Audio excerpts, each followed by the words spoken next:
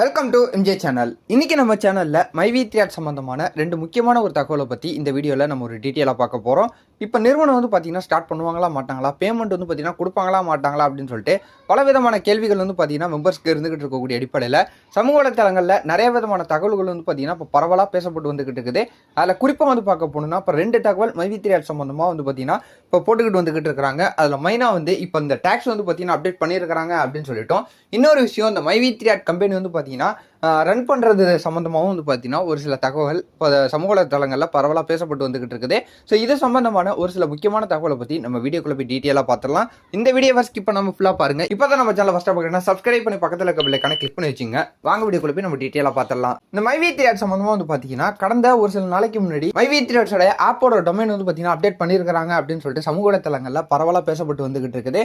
அதை தொடர்ந்து இப்போ வந்து பார்த்தீங்கன்னா டேக்ஸ் வந்து பார்த்தீங்கன்னா ஃபைல் பண்ணியிருக்காங்க அப்படின்னு சொல்லிட்டு சமூக வலைத்தளங்களில் அதை பற்றி வந்து பார்த்தீங்கன்னா போட்டுக்கிட்டு வந்துகிட்டு இருக்காங்க.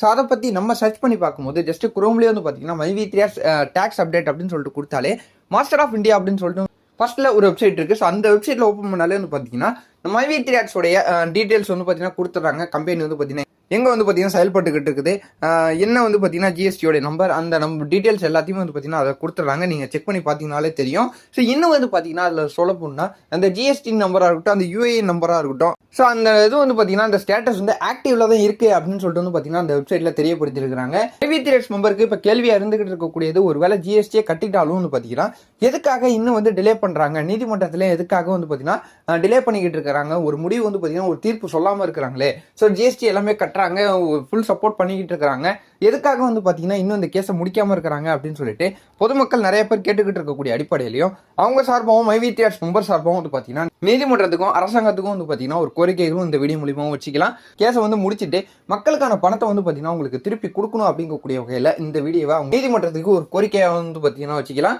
இப்போதைக்கு வந்து பார்த்தீங்கன்னா இந்த வெப்சைட்டை பொறுத்த அளவில் கம்பெனி வந்து பார்த்தீங்கன்னா இன்னும் ஆக்டிவ்ல தான் இருக்குது. அந்த ஜிஎஸ்டி நம்பராக இருக்கட்டும், அந்த யூஏ நம்பர் வந்து பார்த்தீங்கன்னா ஆக்டிவ்ல இருக்கிறதா வந்து பார்த்தீங்கன்னா இந்த வெப்சைட்ல வந்து தெரியப்படுத்தியிருக்கிறாங்க. இன்னொரு முக்கியமான ரெண்டாவது விஷயமா வந்து பார்க்க போனோம்னா, இப்போ இன்னொரு சமூக வலைத்தளங்கள்ல பரவலாக பேசப்பட்டு வந்துகிட்டு இருக்கிறது, இந்த மைவி3 கம்பெனி வந்து பார்த்தீங்கன்னா இந்த பேரை மாத்திட்டு வந்து பார்த்தீங்கன்னா புதுசாக வந்து கம்பெனி வந்து ரன் ஆக போகுது, புதுசாக வந்து பார்த்தீங்கன்னா உறுப்பினர்கள் வரப்போறாங்க அப்படின்னு சொல்லிட்டு ஒரு சில தரப்புகள்லேருந்து தகவல்களை பகிர்ந்துட்டு வந்துகிட்டு இருக்கிறாங்க.